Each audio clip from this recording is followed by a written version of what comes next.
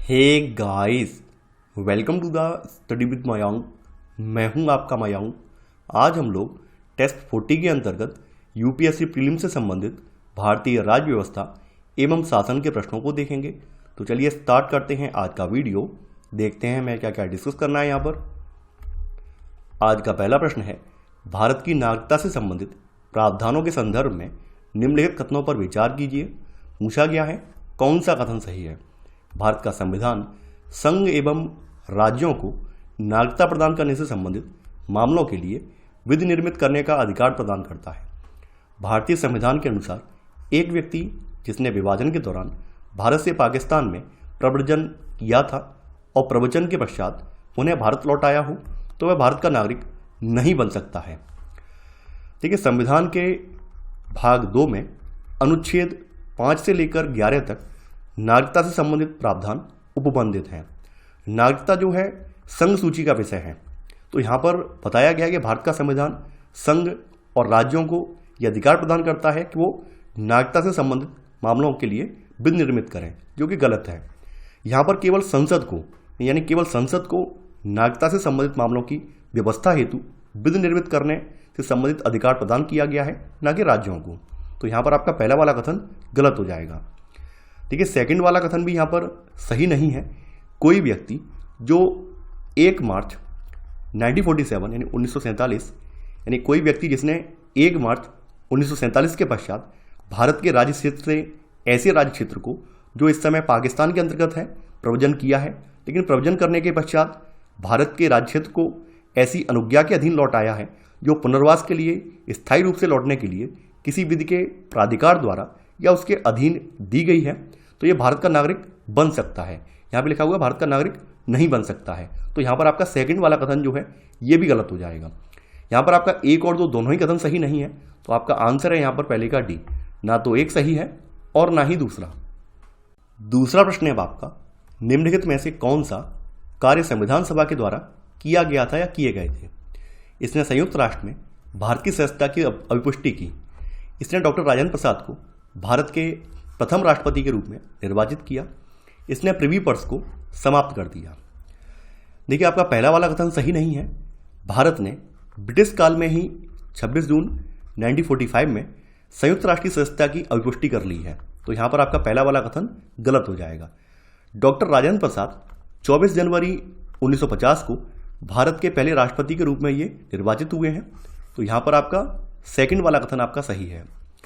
तीसरा वाला जो कथन है ये गलत है। इसने प्रिवी पर्स को समाप्त कर दिया।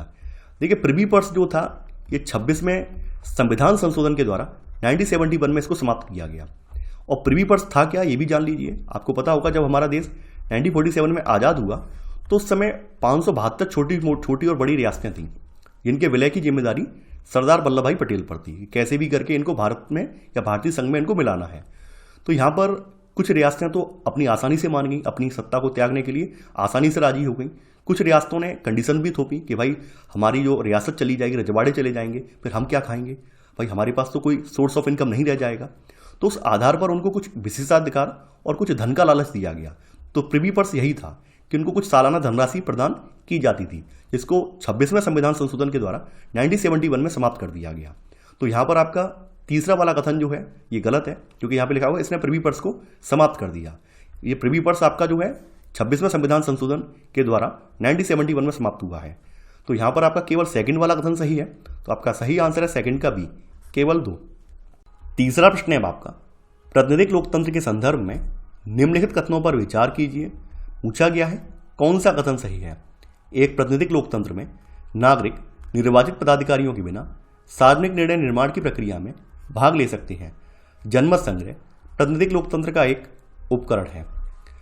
देखिए, लोकतंत्र की 2 बुनियादी श्रेणियां हैं, एक प्रत्यक्ष होती है और दूसरी जो है परोक्ष होती है। प्रत्यक्ष कौन सी है। देखिए, प्रत्यक्ष लोकतंत्र में सभी नागरिक बिना किसी निर्वाचित या मनोनीत पदाधिकारी के यानी इसके बिना ये लोग डायरेक्ट सार्वजनिक निर्णयों में स्वयं भाग ले सकते हैं। यहाँ पर किसी मीडिएटर की आवश्यकता नहीं पड़ती है। वहीं परोक्ष लोकतंत्र, जिसको प्रतिनिधि लोकतंत्र कहा जाता है, इसमें नागरिक क्या करते हैं, नागरिक अपना एक कैंडिडेट चुनते हैं, प्रतिनिधि चुनते हैं, और वो प्रतिनिधि जो है इन लोगों की ओर से डिसीजन लेता है। तो यहाँ पर ये अंतर है। अब देखिए, प्रत्यक्ष लोकतंत्र उन देशों में अपनाया हुआ है जिन देशों की जनसंख्या कम है। वहीं परोक्ष लोकतंत्र जो है, भारत जैसे विशाल देश में परोक्ष लोकतंत्र ही संभव है, क्योंकि यहाँ पर इतनी विशाल जनसंख्या एक साथ किसी एक मुद्दे पर डिसीजन नहीं ले सकती है और उसमें उस डिसीजन को लेने की योग्यता भी नहीं है। तो इसलिए हमारे यहाँ परोक्ष लोकतंत्र यानी प्रतिनिधि लोकतंत्र को अपनाया गया है। आपका पहला वाला कथन जो है वे सही नहीं है, क्योंकि यहाँ पे लिखा हुआ है एक प्रातिनिधिक लोकतंत्र में नागरिक निर्वाचित पदाधिकारियों के बिना सार्वजनिक निर्णय निर्माण की प्रक्रिया में भाग ले सकते हैं। देखिए, ये प्रत्यक्ष लोकतंत्र की विशेषता बताई गई है, परोक्ष की नहीं, ना ही प्रातिनिधिक मूलक की। तो यहाँ पर आपका पहला वाला गलत हो जाएगा। सेकंड वाला कथन ये भी गलत है। जनमत संग्रह ये प्रत्यक्ष लोकतंत्र की एक विधा है, यानी कि यहाँ पर जनमत संग्रह जो है ये प्रतिनिधिक मूलक जो लोकतंत्र है इसमें नहीं आता है, बल्कि ये प्रत्यक्ष लोकतंत्र में आता है। प्रत्यक्ष लोकतंत्र में जनमत संग्रह, नागरिकों की पहल, जनमत, एजेंडा पहल, ये सभी शामिल हैं। तो यहाँ पर आपका सेकंड वाला भी गलत है। तो यहाँ पर आपका एक और दो दोनों ही गलत हैं। तो आपका सही आंसर है तीसरे का डी, ना तो एक सही है और ना ही दूसरा। चौथा प्रश्न है आपका, उच्चतम न्यायालय के तदर्थ न्यायाधीशों के संदर्भ में कौन सा कथन सही है, ये आपको बताना है। यहाँ पर कूट का प्रयोग करके सही उत्तर का चयन करना है। उन्हें भारत के मुख्य न्यायाधीश द्वारा राष्ट्रपति की पूर्व सहमति से नियुक्त किया जाता है। उनकी नियुक्ति उच्चतम न्यायालय के किसी भी सत्र को आयोजित करने या जारी रखने के लिए स्थायी न्यायाधीशों की गढ़पूर्ति में कमी की स्थिति में की जाती है। अपने कार्यालय के अन्य कर्तव्यों पर प्राथमिकता देते हुए उच्चतम न्यायालय की बैठकों में उपस्थित होना उनका कर्तव्य है। भारतीय संविधान के अनुच्छेद 224A के तहत उच्च न्यायालयों में तदर्थ आधार पर अतिरिक्त न्यायाधीशों की नियुक्ति न्यायाधीशों की नियमित रिक्तियों को भरने के बाद ही की जा सकती है। तो यहाँ पर आपका जो पहला वाला कथन है ये बिल्कुल सही है। आर्टिकल 127 यानी आर्टिकल जो 127 है इसके अंतर्गत न्यायाधीशों की गढ़पूर्ति की कमी को समाप्त करने हेतु भारत के मुख्य न्यायाधीश राष्ट्रपति की पूर्व सहमति से और संबंधित उच्च न्यायालय के मुख्य न्यायाधीश के परामर्श से इसके पश्चात किसी न्यायाधीश की तदर्थ न्यायाधीश के रूप में नियुक्ति कर सकते हैं। तो यहाँ पर आपका पहला वाला कथन भी सही है और दूसरा वाला कथन भी सही है। यहाँ पर आपका तीसरा वाला कथन भी सही है, यानी कि इस प्रकार नियुक्त न्यायाधीश का ये कर्तव्य है कि वह अपने पद से संबंधित अन्य कर्तव्यों पर प्राथमिकता देते हुए उच्चतम न्यायालय की बैठकों में उपस्थित हो। तो यहाँ पर आपका तीसरा वाला कथन भी सही है। यहाँ पर आपका 1, 2, 3 तीनों ही कथन सही हैं। तो आपका सही आंसर है यहाँ पर आपका चौथे का डी, यानी 1, 2 और 3।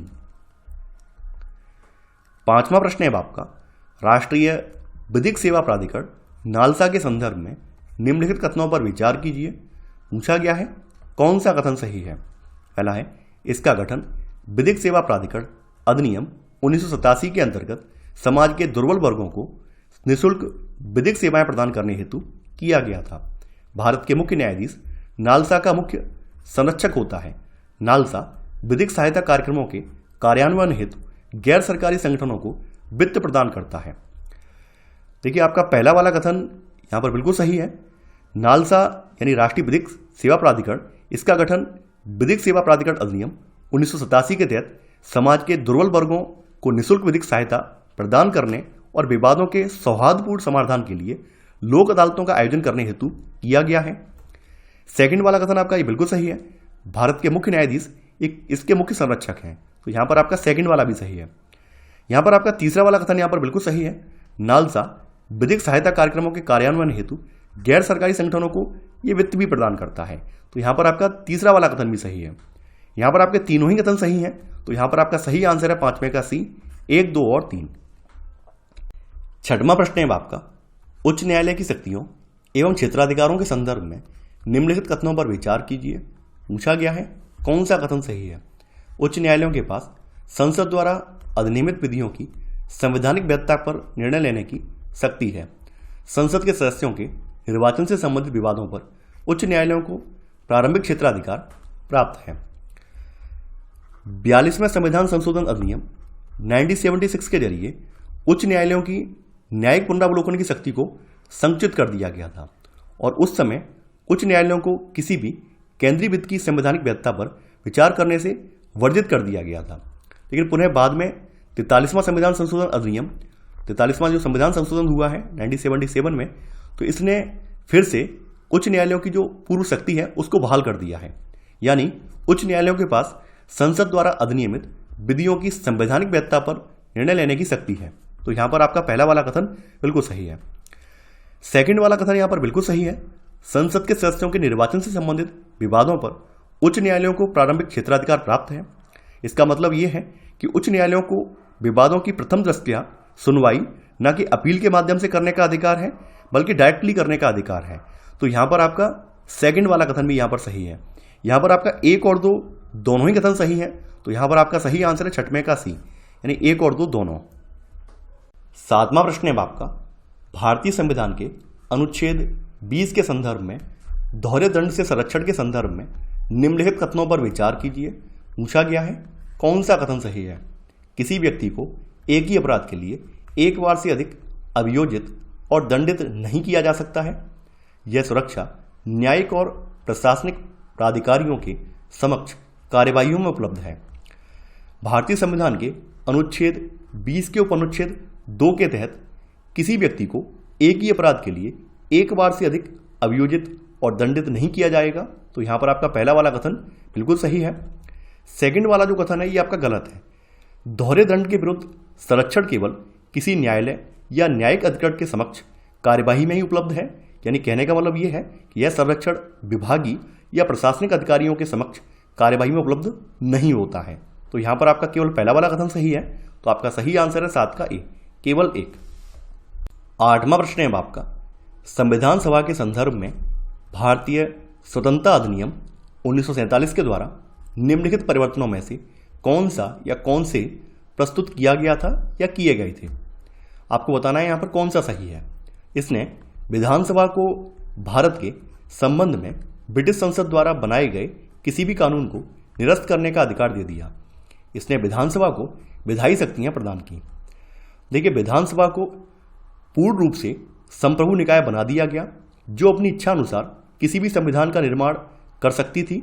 और इस अधिनियम ने विधानसभा को भारत के संबंध में ब्रिटिश संसद द्वारा बनाए गए किसी भी कानून को निरस्त करने या परिवर्तित करने का अधिकार प्रदान किया। तो यहां पर आपका पहला वाला कथन सही है।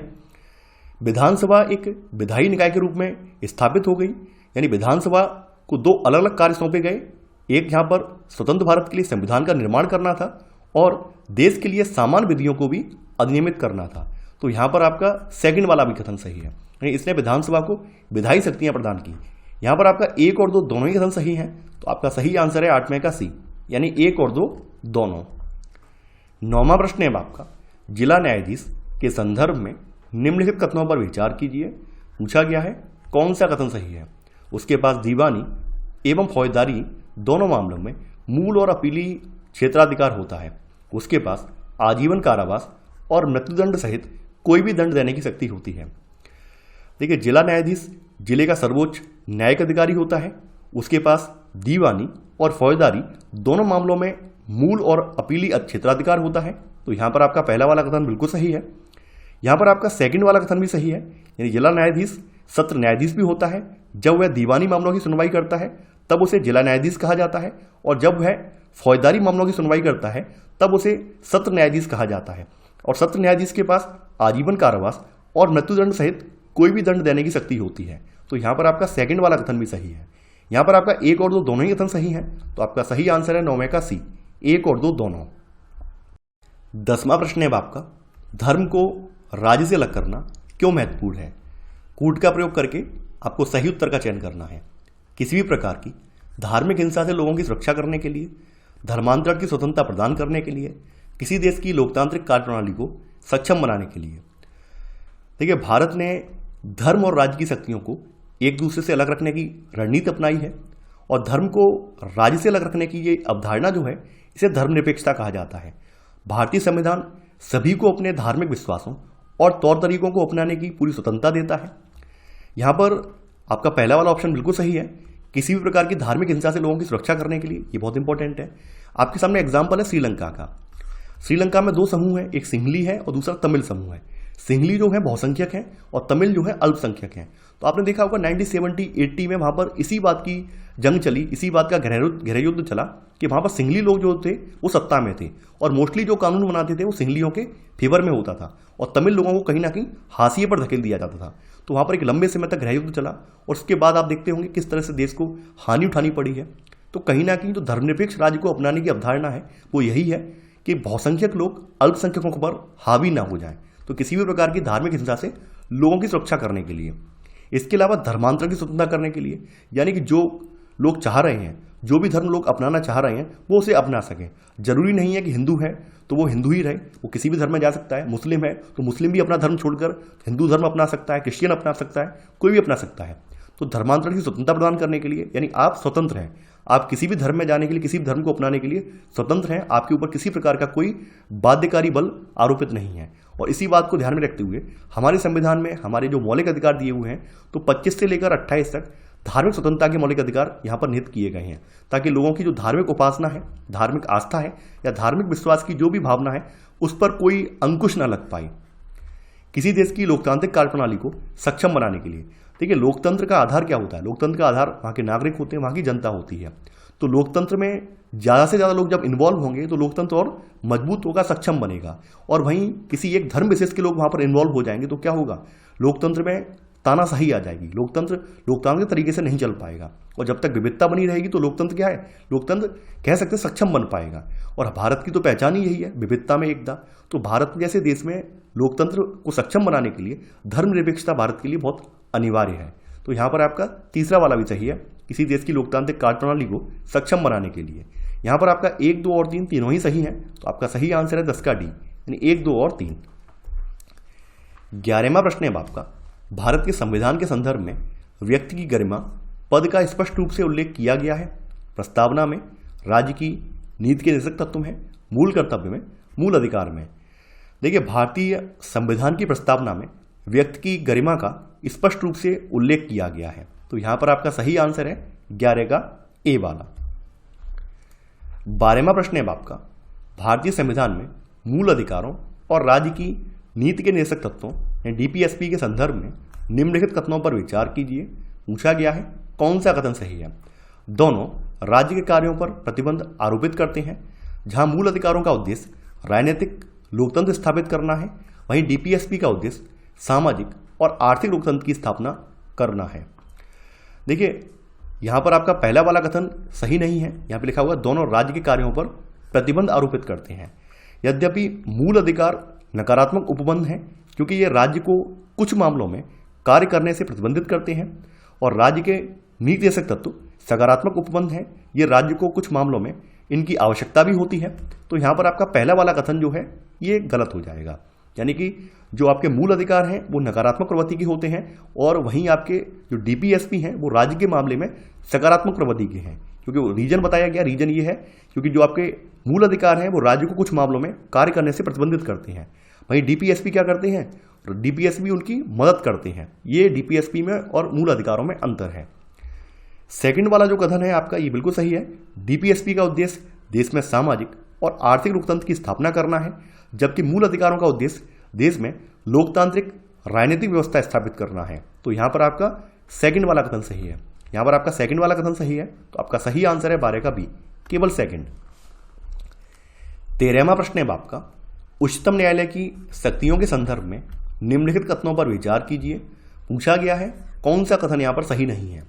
राष्ट्रपति के निर्वाचन के संबंध में विवादों के निपटान हेतु उच्चतम न्यायालय की शक्ति मूल एवं उच्च न्यायालय के साथ समवर्ती है।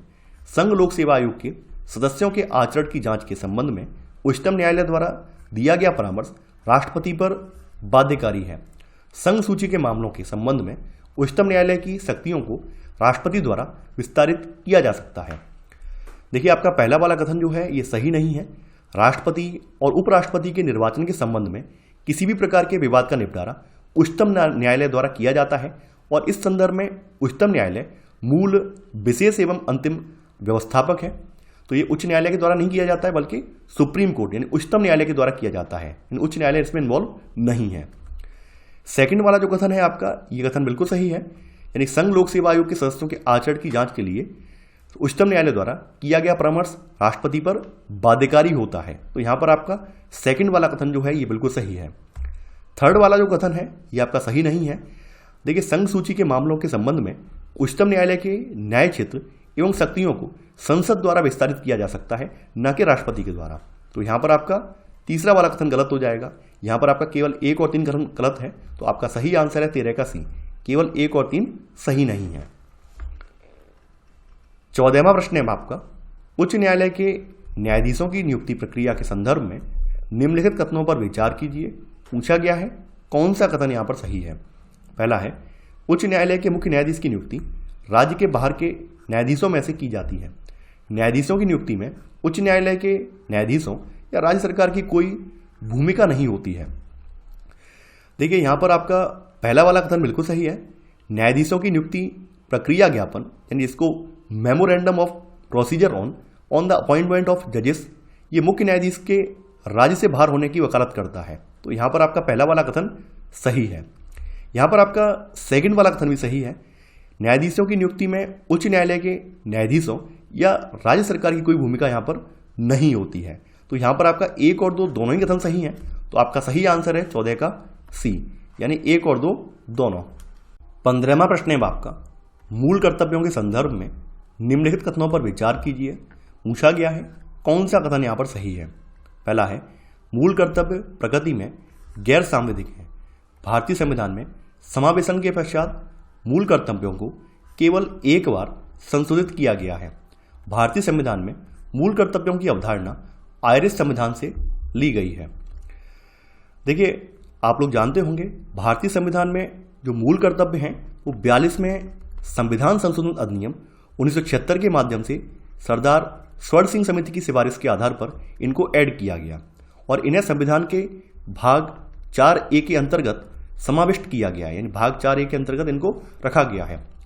मूल रूप से इनकी संख्या 10 थी, यानी शुरुआत में जब ये रखे गए थे और ये अनुच्छेद 51A के तहत रखे गए हैं, यानी कि अनुच्छेद 51A के तहत ये वर्णित हैं। मूल रूप से इनकी संख्या उस समय 10 थी, लेकिन बाद में सन 2002 में 86वां संविधान संशोधन जो हुआ है उसके जरिए इसमें एक मूल कर्तव्य और जोड़ा गया है। तो वर्तमान में आपके टोटल 11 मूल कर्तव्य हैं। तो यहाँ पर आपका सेकंड वाला कथन बिल्कुल सही है। भारतीय संविधान में समावेशन के पश्चात मूल कर्तव्यों को केवल एक बार संशोधित किया गया, यानी सन 2002 में 86वां संविधान संशोधन अधिनियम हुआ है तभी संशोधित किया गया है। तीसरा वाला कथन जो है ये गलत है। देखिए भारतीय संविधान में जो मूल कर्तव्यों की अवधारणा है ये यूएसएसआर से ली गई है, तत्कालीन यूएसएसआर से ली गई है। तो यहाँ पर आपका तीसरा वाला कथन गलत हो जाएगा। आपका पहला वाला कथन यहाँ पर बिल्कुल सही है। ये सांविधिक कर्तव्य हैं और ये विधि द्वारा प्रवर्तनीय नहीं है, किंतु किसी न्यायालय द्वारा किसी मामले का निर्णय करते समय इन्हें ध्यान में रखा जा सकता है। तो यहाँ पर आपका पहला वाला कथन सही है। यहाँ पर आपका 1 और 2 कथन सही है, तो आपका सही आंसर है 15 का डी, केवल 1 और 2। तो ये था हमारा आज का वीडियो। आई होप आज का वीडियो आपको पसंद आया होगा। आप लोग इस वीडियो को लाइक और शेयर करना बिल्कुल ना भूलें। तो चलिए आज के लिए बस इतना ही। Thanks for watching. जय हिंद।